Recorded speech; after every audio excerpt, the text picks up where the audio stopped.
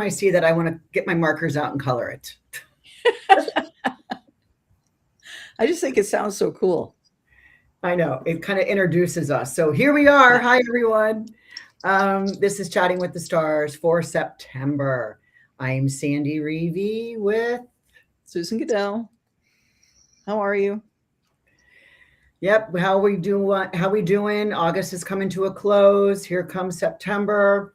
I don't know. Just kind of looking ahead. I mean, boom! Like the very first day of September, will begin. But I just wanted to do a kind of a quick. I mean, we get my conflict day as soon as we get into the first of the month on Tuesday, which for me, I don't know. We'll have to go over yours. Like the August 31st. Right? The Monday, the end of August is my favorite day. And then we move in within like 12 hours, we go right into my conflict period. Yeah. So it's like, how favorite of a day could it be when we then run into a brick wall? Well, it's just the way the planets crumble. Crumble, good word. And then, just like in August, where there was a big stretch early at the month where there was nothing happening, same with September. Mm-hmm. There's transits on the 1st and then nothing until the 10th. And that's a doozy of a day. Yeah. Yeah. So let's begin. Let's go over. We're going to go over all the aspects and of September of 2026. You could get your cheat sheet that Susan and I write every month for all the transits. It's a good, if you know astrology, it's good to have it in your possession. If you don't know astrology and you're learning it, it's also good to have in your possession, because we'll add on to some of those comments that we have written down in advance. But it also gives you the glyph of the, not only the planet, but of the zodiac, and the glyph of the aspect. So and then we write it out. So it is a good way to learn. And not only that, but if you have your cheat sheet and you've got the little day by day things about how we think kind of the day might go based on how the planets in the sky are talking to each other, take notes about how that energy manifested in your life. So you begin to understand how these planetary shifts show up. And that can be fascinating to say, oh, that's how that works. I get that now. And we could even add another level of printing your own chart and following and if you know your own chart, and there's a way to get it on intentionbeats.com and on our website for free, is to plot that on your, like if you have anything at 13, either Cancer or Aries, that we're going to begin at the beginning of this. If you have any 13 of those, this is affecting you directly. Mm-hmm. So let's just start so that we stop, because that's how I called the first September 1st. It's a Tuesday. It's my conflict day because of the Saturn or the Mars making a square to Saturn retrograde. Mm-hmm. This is like start, stop, safety, protection versus defense versus blocking. I think the only way to work with this is to have a slow, steady pace over a long time. Yeah, I agree. Because my little note on the cheat sheet says, slow down, you move too fast. That was a song, wasn't it? It was a song. I don't know. Down, you move too fast. The Monkeys. From the 60s. Anyway, slow down, you move too fast with Mars squaring Saturn. Mars wants to go fast. Saturn says, whoa, hang on. Not so fast.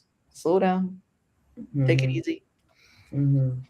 And Mars, coming from, his fall of Cancer, wants to kind of like embed or protect, very defensive. And he does rule, there is reception here. He does rule Saturn's sign of Aries. So it's kind of like, plan to get through something hard, right? This is a hard aspect. Yeah. It's like, so like you say, take your time. Nothing is going to finish quickly in good format. Yeah. So anything you're starting here, take your time. And then we get also at coffee time, at the morning coffee, we're going to get Mercury, very strong Mercury. Mercury's in his own sign of Virgo. He's halfway through, and now he meets up with the sextile to Mars. And this is like precise care, making a good plan with more like quiet action. It's not a grandiose Mars. It's more of a quiet Mars, using your well-developed words with care, but something deliverable. Yeah, and I think that the word I liked with Mars for this was confidence. So speaking with confidence, and in a sextile, that's opportunistic. So this is the day that you can put on the calendar to say, okay, I need to make a pitch to someone where I need to exhibit authority, confidence in my opinion, confidence in what I'm saying. You can do it on that day. I also think it's a great day to do errands if you can get past that Mars square Saturn, where you have a direct line of movement, and you start at A, B, C, D, E, and you finish. It sounds like a good plan instead of going zigzag to get everything accomplished. Right. It sounds like me today. Just expect that it's going to take longer than you think. And like you said, then we pause all the way till Thursday the 10th. So yes, that's like 9 days. I think we only had 6 or 7 days. Not even in August. Yeah. Okay. So, and interesting, I think that this is when the big astrology conference that we'll be at occurs, when there's no aspects happening between the planets. That, you know what? I hadn't even ever thought of that, because that starts on September 3rd, right? And ends on the 9th. Yeah. So wait. I have to think about that. Isn't that kind of weird? It's so weird, because we're all aspecting each other, by being together. These are international astrologers gathering, which we haven't done in some years. 6 years. 8 years. Yeah, 8 years. Yeah. And so, of course, then on Thursday the 10th, which is a huge day, a lot of stuff, big stuff, major stuff is going on. Venus goes into her detriment in Scorpio at 3 o'clock in the morning. And this is where she will retrograde. So she's going to stay in Scorpio for a long time, until December 4th, even though she goes back into Libra for a couple for about a couple weeks. But she still stays in Scorpio. These are deep bonds. These are honesty tests. Prepare for strong, intense emotions. Like, what do you get to burn off in the next few weeks that you've been holding on to for almost 2 years? Because her last Kazimi in a retrograde, which is the internal, was 18 and a half months ago. Yeah. So, and Venus's money, Scorpio, in detriment. So detriment is, to me, always the little voice over here that says, do you really need to spend that money? Really? I think you should think about that, don't you? Well, I'm glad it's after the astrology conference. Yeah, there you go. Says the lady who's going to sell lots of intention bracelets at the astrology conference. But I do want to say that, as a little push for this Venus Kazimi at 0, we'll talk about that when we get there in October. But there is, I'm running a talisman ceremony for the Venus start point, and we'll talk about it being her last time in Scorpio. Yeah. But let's keep going for September. Mercury, the same day, within just a handful September of 10th. hours. Yeah. That Mercury moves out of his favorite sign and moves into Libra. And this is just, Mercury still has communication skills, right? But he's now doing it in diplomatic negotiations. Mm-hmm. He's weighing a lot of opposing forces, right? It reminds me of the Egyptian, the scales. But you're not able to do it all, and neither does it need to be done, right? Because really the reason why I say that is because Mercury is just moved into Libra, just as Venus moved out, and she's the ruler of it, and she's moved into the deep dive of Scorpio. Yeah. So I don't think you have to do everything that comes up on your plans today. Weigh them and prioritize them. Mm-hmm. And I think always when Mercury is in Libra, this is the considered opinion time. Mercury is about communication, listening, understanding, speaking, having an opinion. And so while in Libra, Mercury says, take time to listen. Understand both sides of the story before you spit something out of your mouth or make a decision. Be balanced and fair. Mm-hmm. Yeah, that goes, along with, weigh it before you say it. Yes, absolutely. That's like perfectly describes Mercury and Libra. Right. I like that. Same day, we're still on the 10th. We haven't moved yet. Yeah. Uranus stations retrograde. Now, this is the third and final outer planet that is moving in its retrograde cycle. And I call this internal pause. So sudden realizations that get reviewed further. It's like a holding pattern, a holding period of, rethinking some of the things you've done. How can you have the freedom or the independence or the revolutionary ability? There's a pause. Yeah, it's review time. That's what all retrogrades are about. And so Uranus retrograde is take a look at what changes have been happening since the end of April, when Uranus was at this degree. Yes. No, when it. No, he was at three. Yeah. But time to review changes. Because he's going back to 5, 4, 3, right? He's still meeting up with those decisions. I like that idea. And we have the new moon.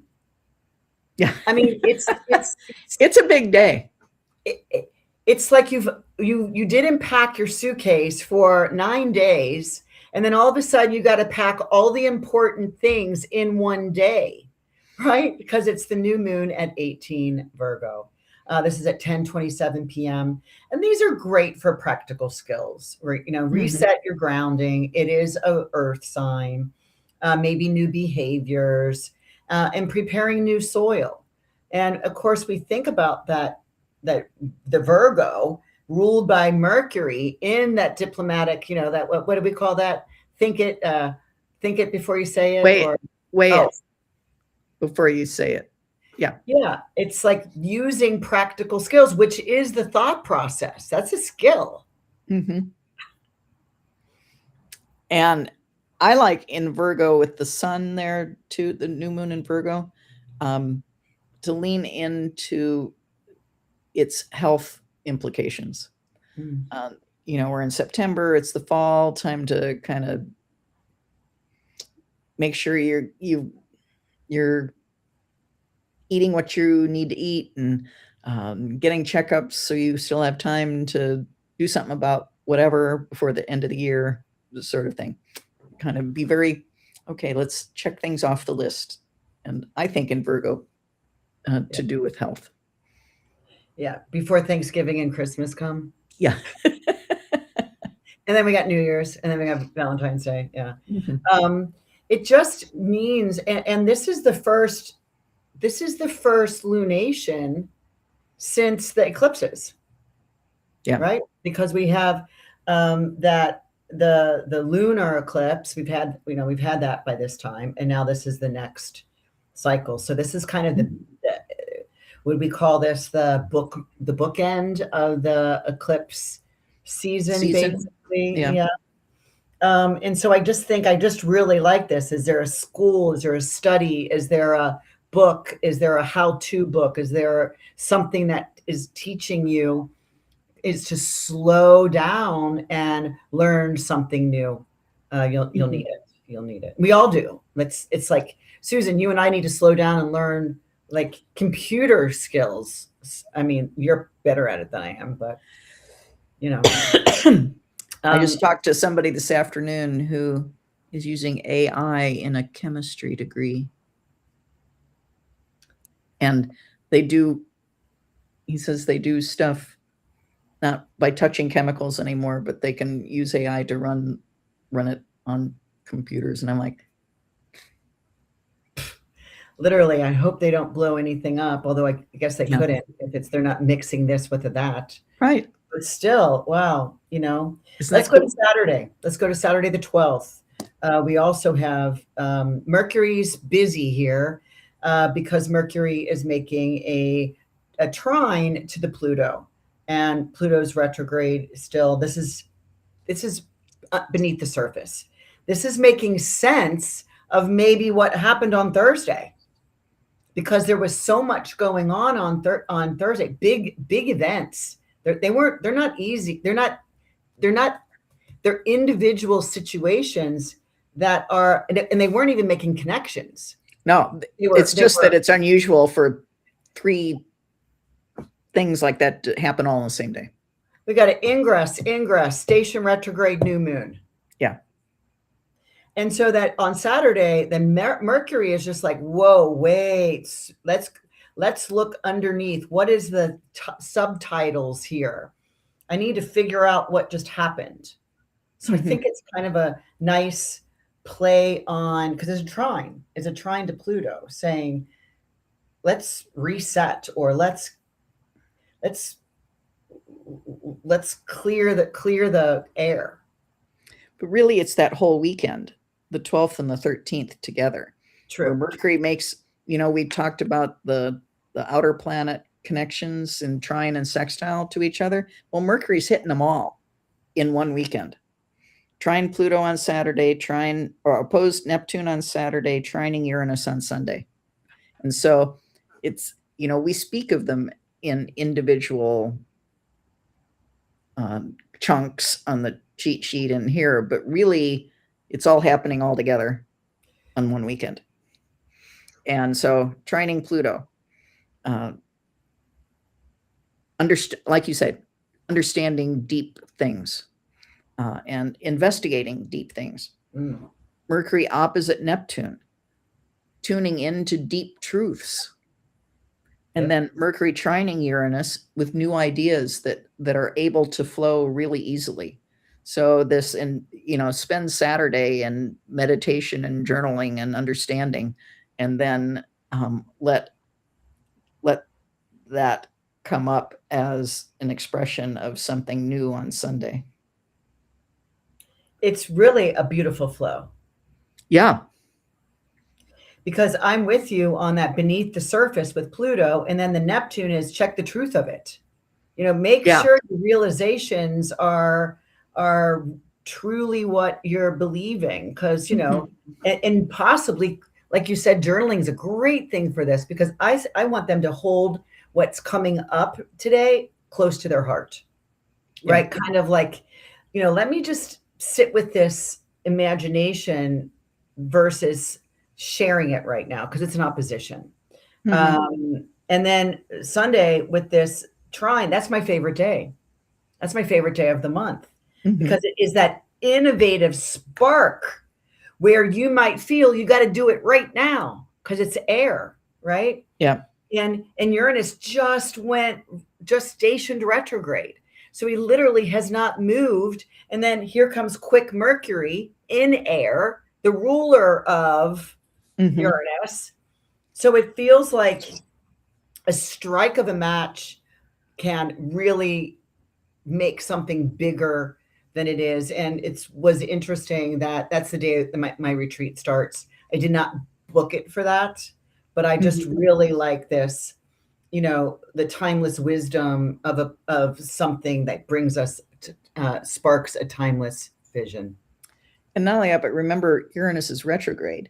And so the sparking is about something that's under review, something that maybe you've thought of before or has come up before. And now you go, oh, now I get it. Right, right. In fact, we can show the chart now. Oh, okay. This is the chart that we've picked on these Mercury transits. We can kind of see this blue triangle of, and then we see that red line from Mercury in the 11th house making that opposition to Neptune. But we see, you know, we see one of these planets is 3, the other one's 3, and the other one's 5, which is coming back to 3. Right? Right. So, you know, all the astrologers are either going 333, or I'm going 444. Pretty soon we'll be doing 555 until Uranus really starts pulling away, right? Yeah. But that's not right now. But this is what we were talking about, is this what turns into a kite pattern, right? It's the sextiles and the trines and the opposition. And so this is just flying colors. Yeah. Yeah. I mean, really let your flying, because Mercury goes. Yeah. And the moon is with Mercury. The moon is just left, is looking at Mercury in the rear view mirror and moving to a conjunction with Venus. So I don't know. It's my favorite day. Very good. All right, let's move to the next week. And we go to Monday, the 14th, and we've got the sun making a sextile to Mars. I feel like that's a very stabilizing movement. I mean, it's a Monday. I'm born on a Monday. I love Mondays. They're my favorite day of the week. Always have been. I thought I was just a rooter for the underdog. But it just makes me think that you're steady on your feet. You see the world.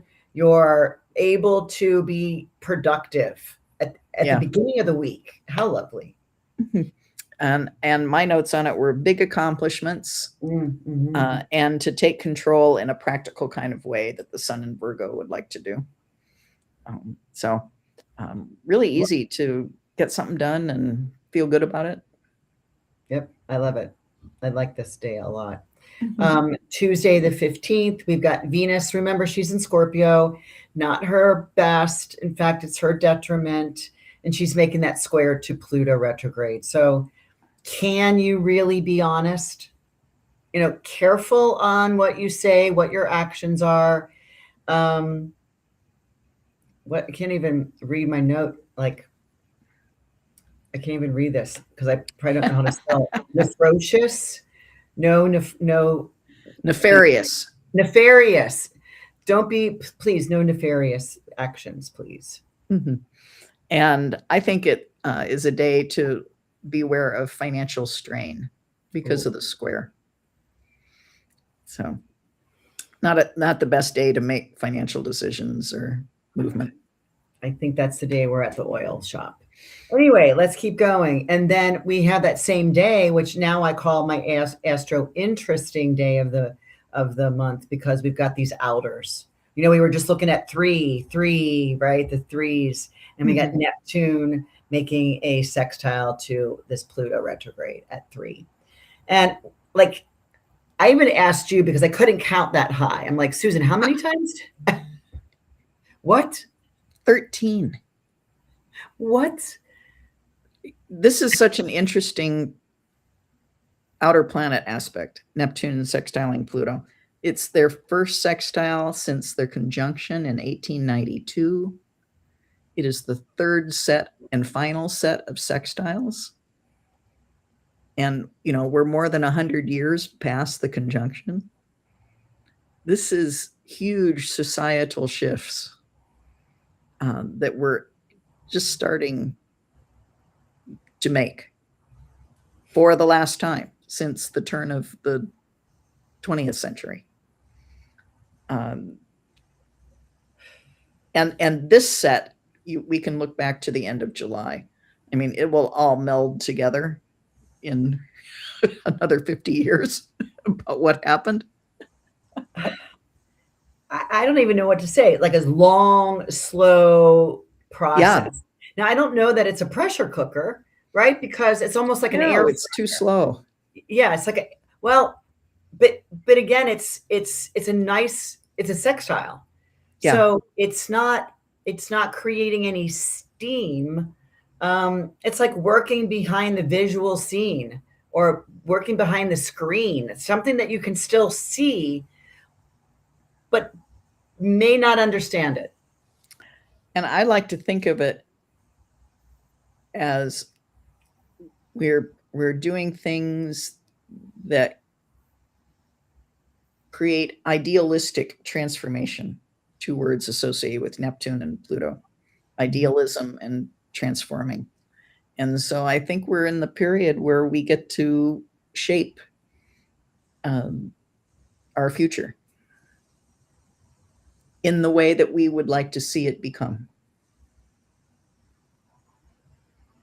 I find that inspiring. Yeah. And for 40 years. 40 years. No, not 40. Yeah. Well, these are exact through 32. So the next 6 years, we're in the process of doing that. Yeah. Yeah.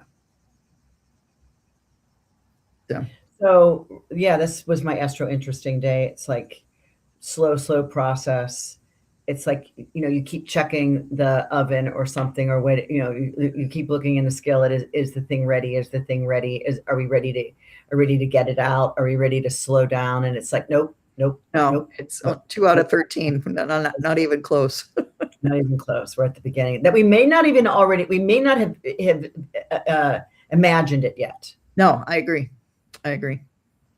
So, all right, let's pop to Friday, the 18th. This is Mercury is now making that opposition to Saturn retrograde.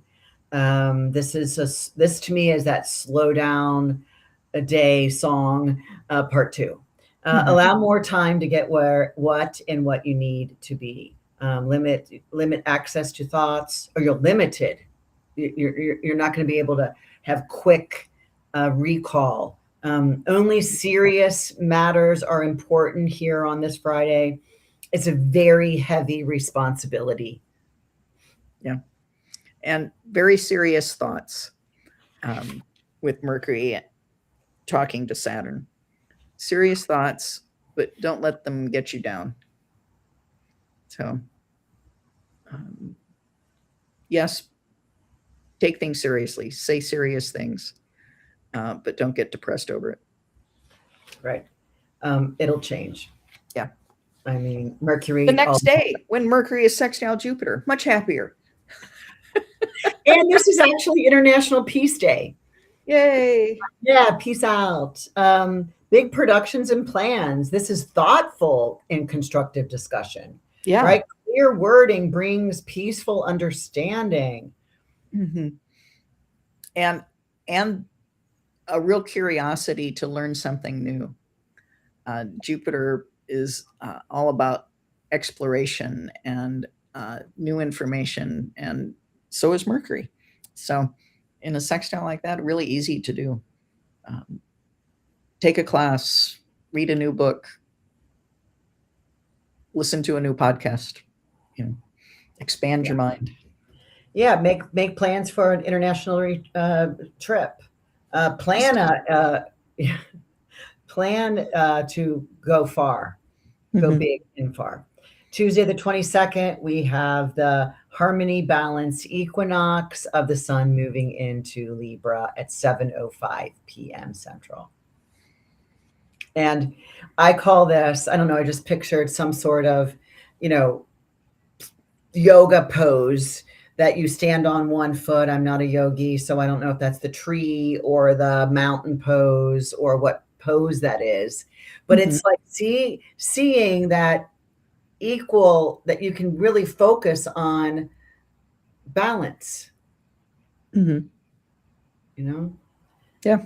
This is one of the equinox periods. We're at the equal day and night. Mhm. So, and I am wondering if this is the official start to pumpkin spice latte season.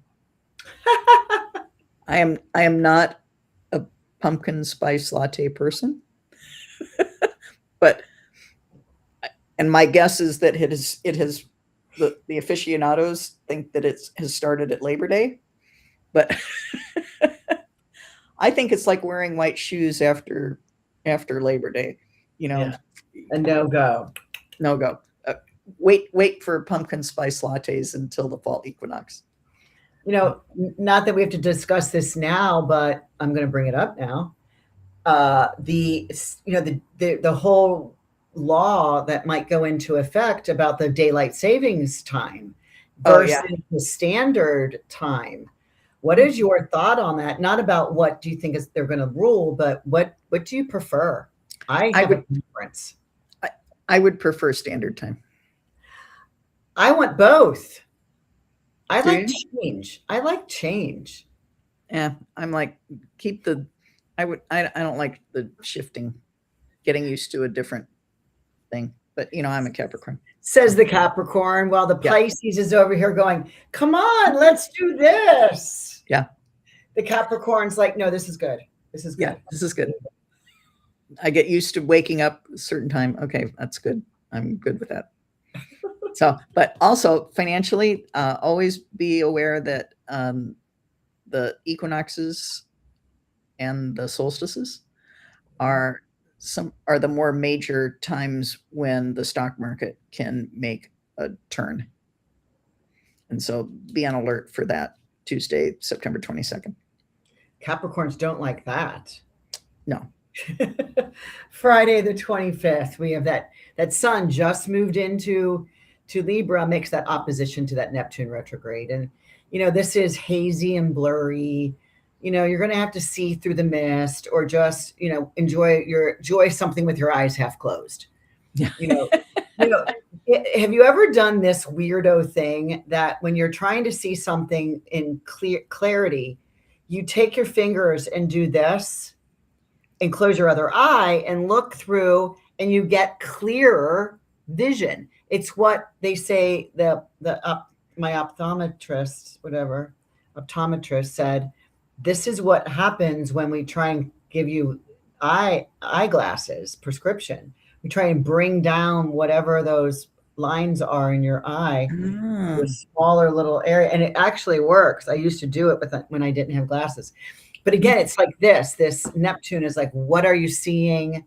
Things are blurry. Don't believe everything unless you're looking at it this way. Yeah. And I like the, instead of being confused with Neptune, be enlightened instead. Um, you know, not confusion, enlightenment. Yeah, I like that. That's nice. Saturday the 26th, we have that sun. Now remember, the sun is moving to the trine to the Pluto retrograde. And this is embrace change. And, it's in these air signs, air. And I just think it's like integrity, like embrace change with a true form of integrity.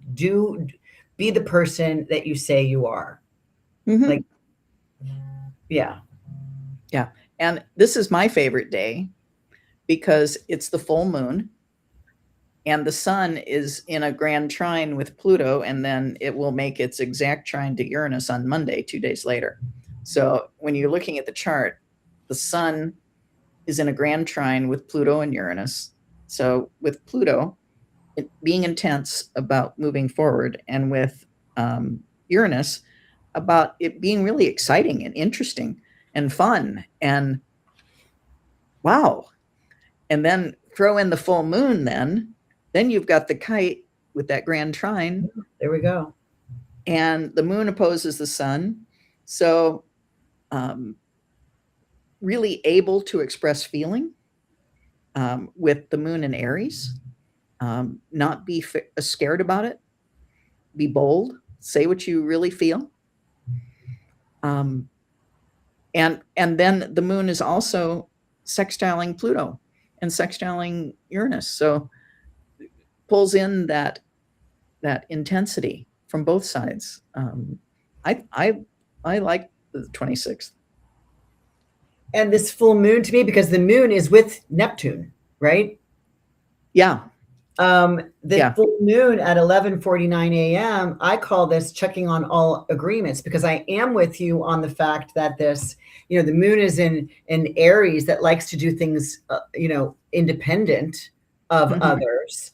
And the Libra is more about, maybe dependency or codependency, right? Like, and so it's like, where do you need to make the adjustment on the scale if we're talking about weighted again? It's like, are there things you can do with other people that you used to do independent, or things you can do independent that you used to need codependency on? Right. Yeah. So I really like this. It's not my favorite day, but I really like this full moon. Because it's tied into the outer planet connections. And again, this is the first full moon since the month before, when we had the lunar eclipse, right? So, but right in between that is the Sunday is Mars moving into the fun sign of Leo, and that's bold and expressive. So talk about adding on what you just said. Then Mars takes it, and Mars is the ruler of the moon, so it really does add confidence and warmth, bold expression, because he's coming from this detriment place of Cancer, where he might have been defensive or protective. Yeah. I really like when Mars moves into Leo. That to me is like, it's time to be the leader.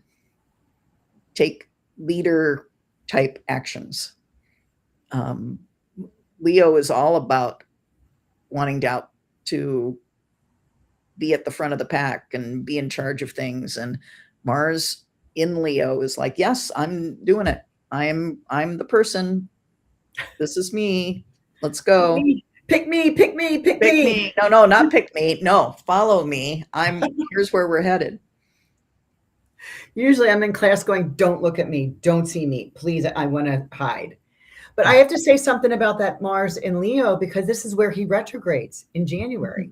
When he'll come back to this area. I mean, does pop into Virgo a little bit, but then moves back into Leo. So this day, I think, will be a pivotal day to say what you start or what's starting there for you at that point does come back around for a bit of a redo, Okay. But it still could be leadership. Oh, right? For sure. Yeah. Let's get to the final. Almost done. The final two aspects. Monday, the 28th of September, the sun is making that trine to Uranus that just retrograded, still at 5. Uranus hasn't moved yet. And this is a breath of fresh air. Yeah, air, for sure. air. Literally air. Yeah. Yeah, I mean, I just think it's quick solutions that are stabilizing, because Uranus is usually not the stabilizer. No. But he isn't moving. So the sun is the one can that make it can bring in, like, oh, I feel good about myself or my leadership role that I just took on. Yeah. And like I said before, just really fun and exciting. The sun trining Uranus is like, ooh, let's try that. I'm going to call you on that day and see what you're trying. Okay. Capricorn. And then Wednesday, the 30th, we have Mercury. So Mercury's ingressing into another sign in the same month. He's really like moving. He's moving. I mean, he usually does stay 20 to 21 to maybe 24 days in a sign. But we get him moving into 2 ingresses this month. Probing mind, wanting to have the Q&As, like needing questions answered. It reminds me of a 3-year-old. Why is that, Daddy? How come that? Why do you do that? What color is that? Why? How come? Who said? Right? It's just like, get ready. And again, this is where Mercury's going to retrograde too, with Venus in Scorpio. And I always like to think of Scorpio as the sign that represents real research, really digging into something to understand it well. And so when Mercury is in Scorpio, this is put your investigative hat on and find out all the deets. Oh, yeah. Yeah. For whatever it is. Do you think we'll get some news? There'll be some, I mean, there's always news. And in fact, I mean, each cycle of every day, there's more news that is more either surprising or disturbing or shocking or something. There's always something going on. Mm-hmm. I just know about the Lake of America now, but so this is, you know, I think all this, as we get further into October and even into parts of November, these two personal planets going into Scorpio and retrograding there, I think we will get some what you called research. Some things get come out in journalism, right? Yeah. Maybe about women. Yeah. All right. Otherwise, happy September, everyone. Yeah. And wrap it up and get ready for the next month is October. And it's a doozy as well. So don't forget your cheat sheet is up there. The little QR code is up there. We do charge $5 just to keep all of this in order. And here, you know, stuff costs money. But we are here to offer you this information for free. We're happy to do that. Yep. All right. Have a good September. Bye, everyone.